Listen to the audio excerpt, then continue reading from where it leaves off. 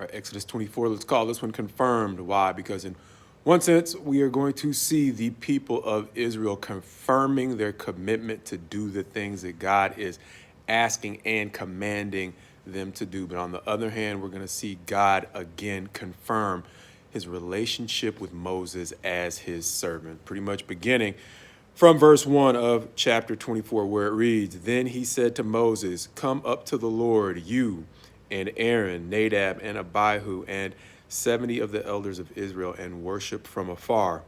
Moses alone shall come near to the Lord.'" And that's going to be repeated again in verse 12 after he has given Moses some of the commandments that Moses has written down and communicated to the people. He's going to go further in verse 12 to say, "The Lord said to Moses, 'Come up to me on the mountain and wait there, that I may give you the tablets of stone with the law and the commandments, which I have written for their instruction.'" And this reminded me so much of something I heard another minister say back in the day when he said, sometimes we can be caught up in the allure of the honor of a certain situation. In this situation, the honor of coming near to God, being set apart from the congregation, but we don't always see the cost.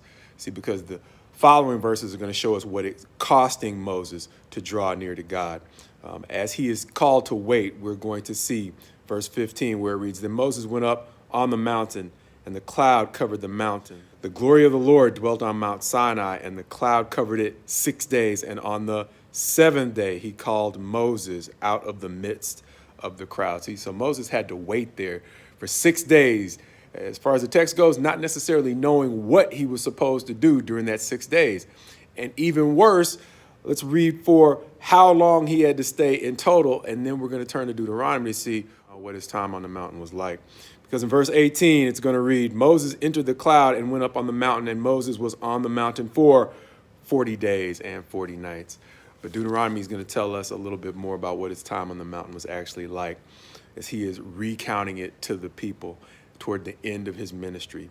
Chapter 8 of Deuteronomy, verse 9 is going to say, "When I went up on the mountain to receive the tablets of stone, the tablets of the covenant that the Lord made with you, I remained on the mountain 40 days and 40 nights. I neither ate bread nor drank water." It's the first time he went up on the mountain. But he had to go up again because as he comes down from the mountain, he's going to see that the people had sinned greatly during the 40 days. They had to wait. And in verse 16, it's going to say, "And I looked, and behold, you had sinned against the Lord your God. You had made yourselves a golden calf. You had turned aside quickly from the way that the Lord had commanded you.